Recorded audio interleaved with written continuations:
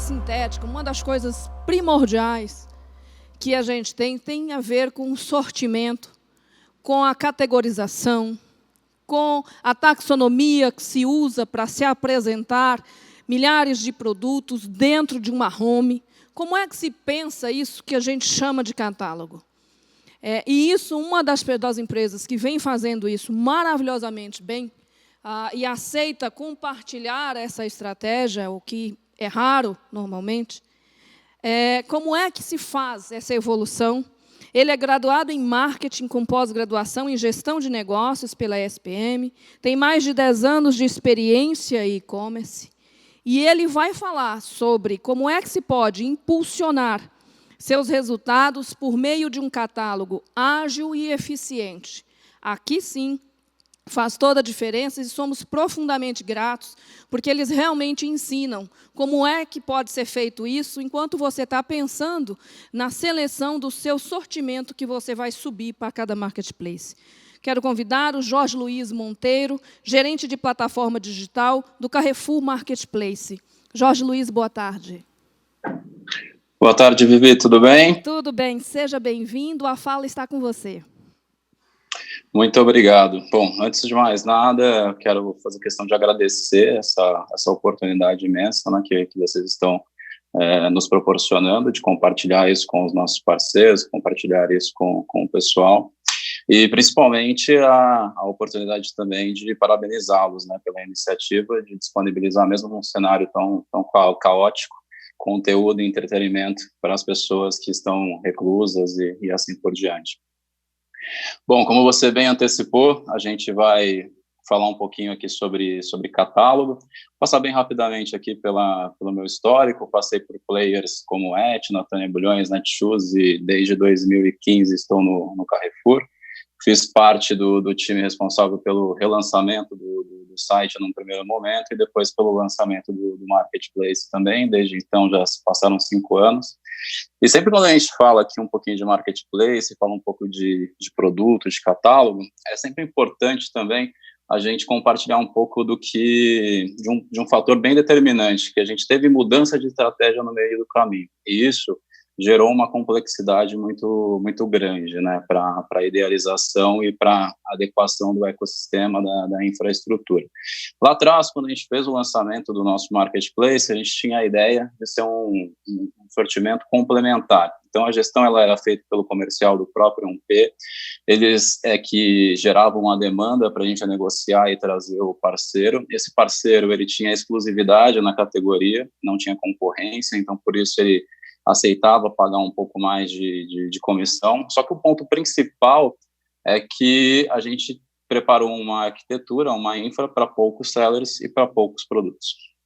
Quando a gente teve, e aí quero deixar claro que não existe estratégia certa ou errada, e sim estratégia e ponto de vista, mas quando a gente teve a troca, né, do nosso board, eu gosto bastante de usar essa imagem, até já usei algumas vezes, mas quando a gente apresentou para o Luiz Escobar, para o próprio Nilson, em tempos diferentes, né, a nossa estratégia, ambos acabaram utilizando a mesma frase, que faltava ambição, né, para o nosso negócio. Então a gente fez o quê? A gente foi para dentro de casa, voltou para a prancheta, vamos dizer assim, e reformulou toda a estratégia. E aí, a partir disso, embasamos a nossa filosofia em um marketplace como o mercado, grande parte dele trabalha, com sortimento infinito, com livre mercado, ou seja, vários sellers e o próprio 1P concorrendo no buy box, proporcionando uma rentabilidade maior com uma comissão um pouco mais agressiva para que a gente tivesse o ganha-ganha e tentando flexibilizar e tornar a experiência o mais amigável possível. Só que a hora que a gente tomou essa decisão, né, aí veio o problema. Era mais ou menos em abril daquele ano, quando a gente decidiu mudar. E a gente tinha 8 meses para incrementar no nosso site, no nosso marketplace, na nossa plataforma, 1.500 lojas, 1,4 milhões de produtos, aumentar a nossa relevância na venda em 15 pontos percentuais e aumentar a nossa oferta vendável em 1,1 milhão, né, de anúncios. E como fazer isso para um ecossistema que foi feito para poucos produtos, para poucos sellers, muita coisa baseada em até atividades operacionais, manuais, porque não valia o investimento, né, de infra e autonomia, mas ficou claro que a gente precisava, de fato mesmo, de tecnologia, porque não era no braço que a gente ia vencer isso. A partir daí, a gente chegou à concepção do que é hoje o nosso Smart Catálogo. Ele foi concebido em 3 pilares. Esses pilares são escala, com autonomia e eficiência. A eficiência para poder garantir para a gente, trazer para a gente a tranquilidade e a segurança do que está sendo feito com qualidade, dentro do que a gente tem aqui como filosofia e premissa. E baseado nisso, tendo esses pilares, a gente tombou para uma visão de roadmap. Eu vou compartilhar isso aqui agora com vocês, quebrando em 3 fases. A primeira fase é o que a gente já concluiu. A segunda fase é que a gente está em vias de entregar, que vai ser agora no primeiro quarter, e a terceira fase, que a gente finaliza no segundo quarter. Não adianta trazer muito mais coisa aqui também, porque é um ecossistema completamente vivo que vai mudando conforme a estratégia. E vocês vão perceber também que o roadmap aqui, ele segue uma linha de raciocínio lógico em relação às etapas que um produto tem, né, o ciclo de vida de um produto tem dentro de um marketplace.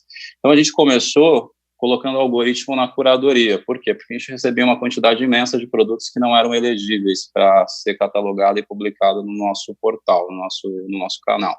Então, esse algoritmo visa o quê? Já ter a inteligência de rejeições automáticas para produtos que não têm a imagem mínima necessária de resolução, que o EAN está inválido e que vai impedir esse produto de ficar disponível no Google Merchant, por exemplo, e assim por diante.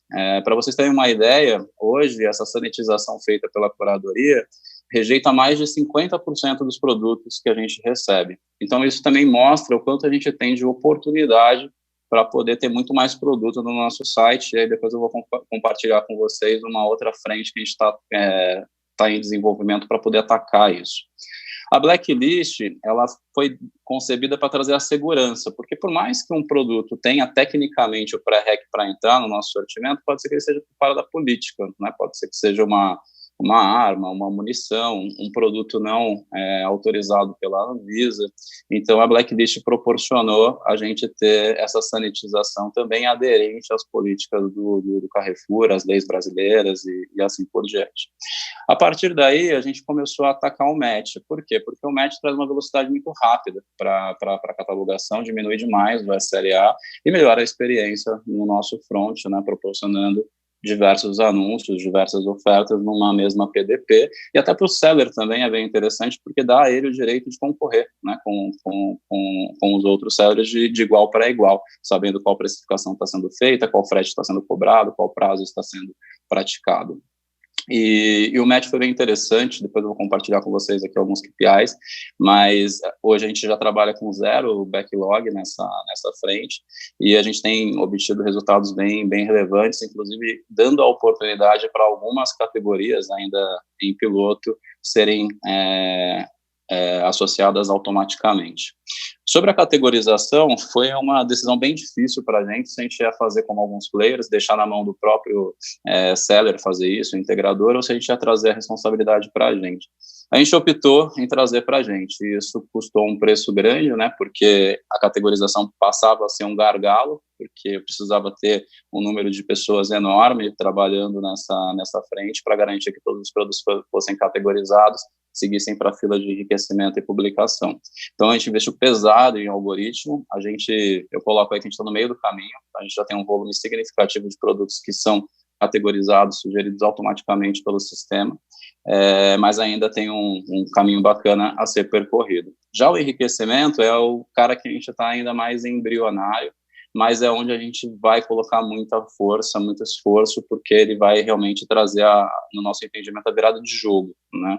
Por quê? Aqui é a gente permitir que o próprio algoritmo, por meio de machine learning, por meio de inteligência artificial, que ele faça o preenchimento da ficha técnica do produto, melhorando a experiência com relação a filtros, com relação a regras de coleção, e assim por diante. Então, se o seller, por algum motivo, e a gente sabe que muitos deles não têm um catálogo preenchido no nível do atributo, no nível do valor, e muitos deles colocam as informações na própria descrição ou no título do produto, esse algoritmo sugeriu o preenchimento da marca, sugeriu o preenchimento do modelo, do material e assim por diante.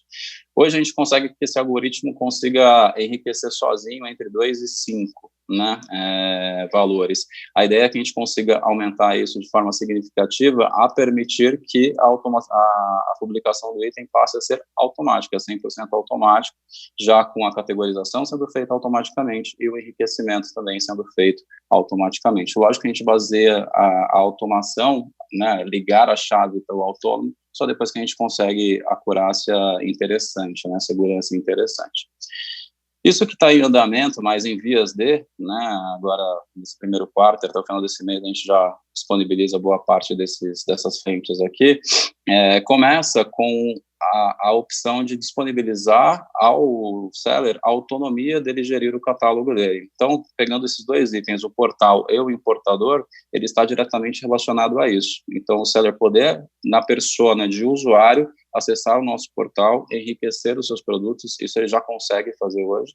E o que a gente vai proporcionar é que ele tenha o acesso ao catálogo oficial e possa sanitizar, possa melhorar o que ele preenche aqui, o que ele tem aqui. Então, ele pode baixar os produtos dele por meio de uma planilha, por exemplo, e ele pode fazer a edição, no primeiro momento, de nome, de imagens, de descrição de produto, e, na sequência, a gente vai disponibilizar para que ele possa fazer o preenchimento também dos atributos, dos valores. Isso daí vai fazer com que ele tenha muito mais relevância, né, nas buscas, muito mais relevância nos canais.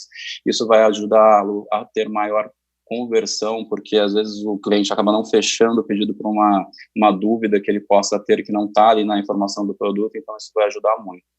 Já essas 3 do meio em si, né, são mais da persona operador, né, é a nossa operação aqui de sanitização. Então, como a gente colocou esse produto para rodar, depois que a gente já tinha um número razoável de produtos no ar, a gente ainda tem alguns anúncios separados. Então, o Merge, ele traz o diagnóstico disso, ele traz a inteligência de dizer para a gente quais são esses produtos, sugerindo que a gente faça a associação. E o Split, ele faz o contrário, se por algum motivo esse produto foi associado indevidamente, ele alerta sugerindo o Split, sugerindo a separação.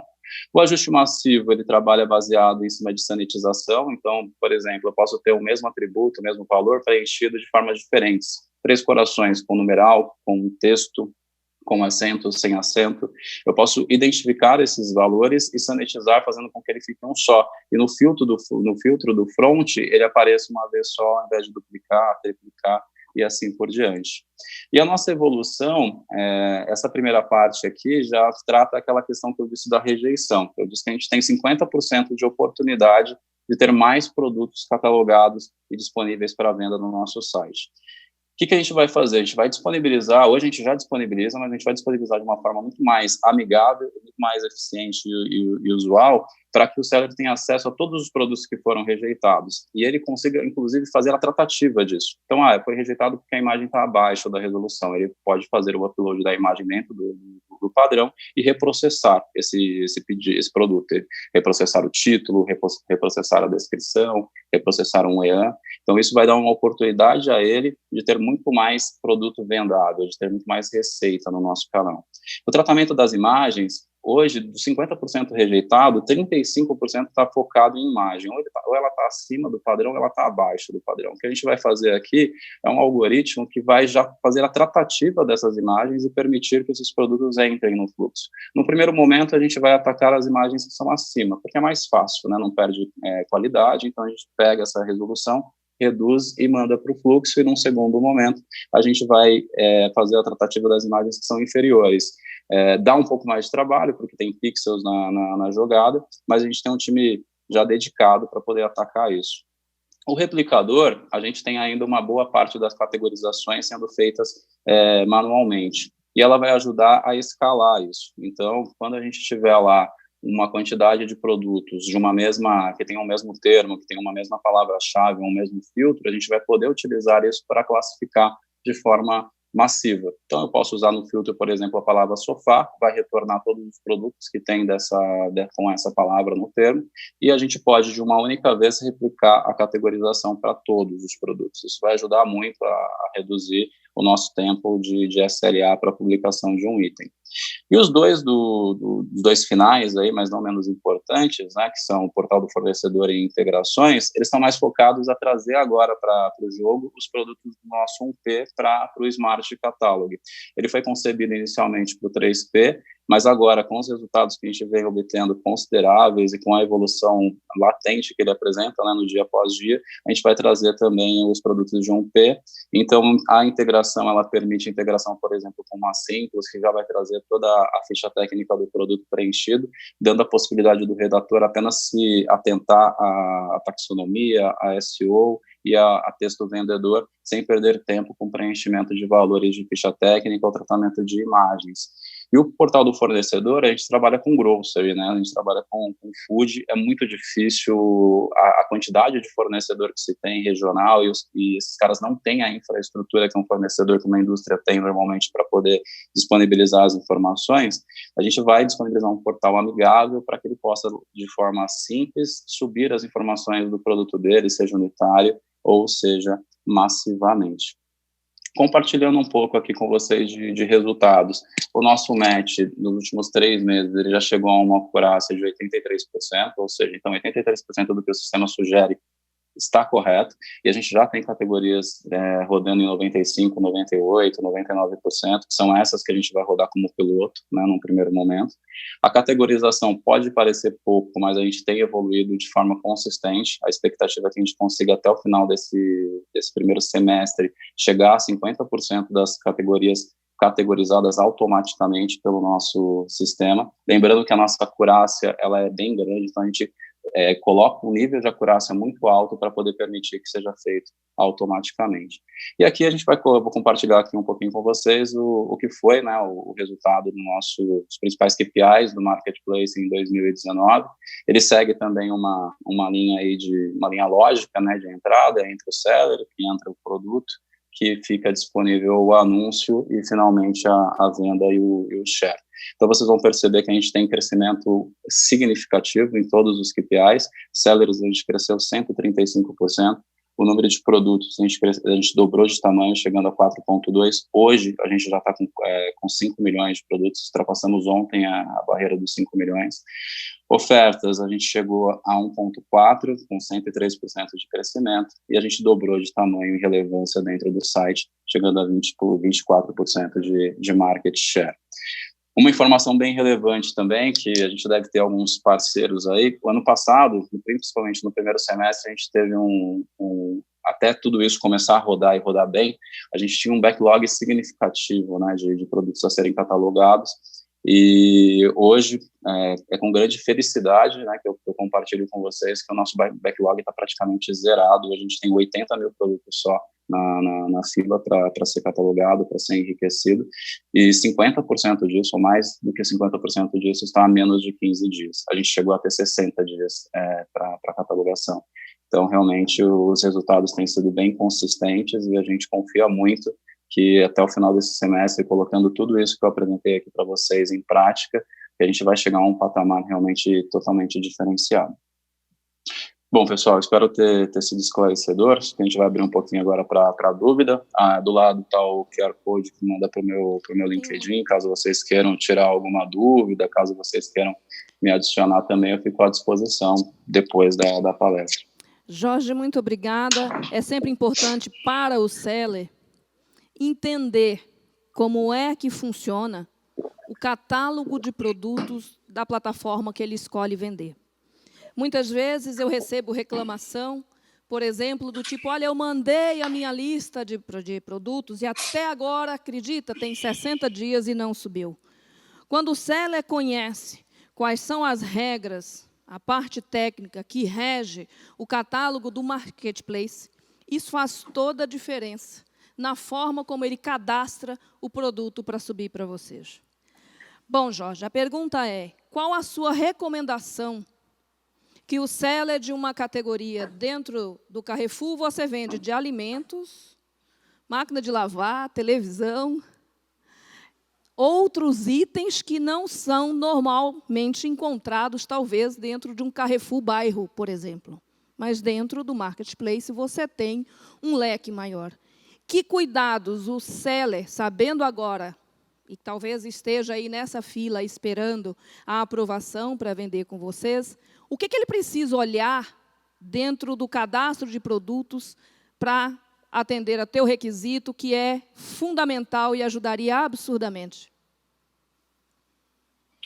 Bom, como muito bem dito por ti mesmo, a regra do jogo é muito importante, né? Então, eu já deixo claro aqui que eles nos acionem, ou acionem nosso canal de contato, nosso canal de apoio, acionem nossas facs, se necessário participem de web, né, para saber muito claro qual é a regra técnica. Então, qual é a resolução mínima, qual é a resolução máxima, qual é o formato da imagem, quais são as extensões não aceitas, quais são os atributos obrigatórios, o que precisa ser preenchido no campo EAN, por exemplo, quantas imagens eu preciso ter. Então, essa parte técnica é extremamente importante. Como eu compartilhei aqui, 50% hoje dos nossos produtos eles são rejeitados, 35% disso porque eles estão abaixo ou acima da resolução permitida pela plataforma. Abaixo seria abaixo de 600 por 600. Então, se o seller já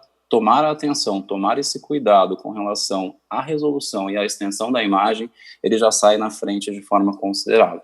Com relação ao conteúdo em si, aí vem aquele by the book mesmo do catálogo, né? Então, é uma imagem de qualidade, uma imagem que realmente consiga transmitir a informação do que o produto é uma descrição clara, uma descrição objetiva, uma descrição didática que traga as informações desses produtos.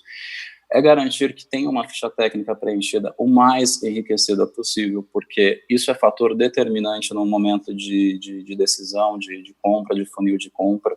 Isso é determinante para que seu produto apareça com maior relevância nos canais, nos canais de mídia. Então, assim, o Carrefour, ele ainda, o pessoal precisa pensar, que o Carrefour ainda é um site novo, né? A gente está há 3, 4 anos no ar. Então, muito do nosso tráfego ainda é um tráfego que é pago. Então, a gente patrocina isso. Só que para a gente patrocinar, você precisa ter a regra do jogo também do Google, né? Então, por exemplo, eu não consigo colocar no Google um produto que não tem marca. Isso é proibido. Então, é de extrema importância que eles realmente tenham muita atenção com relação a isso, porque vai ser um diferencial na hora de você apresentar o seu anúncio em meio ao que eu acabei de compartilhar aqui com vocês, de 5 milhões de produtos. Realmente você vai ter um diferencial se você seguir essas regras aqui do que eu acabei de falar. É isso, Jorge. Muito obrigada por complementar tão bem essa parte que é primordial e do domínio aí do seller, entender e conhecer essa limitação, até para ter agilidade aí para estar num canal de vendas que é o Marketplace. Muito obrigada por você estar com a gente aqui nessa tarde. Boa tarde. Eu que agradeço. Mais uma vez, obrigado pela oportunidade. Tchau, tchau, pessoal. Espero que tenham gostado.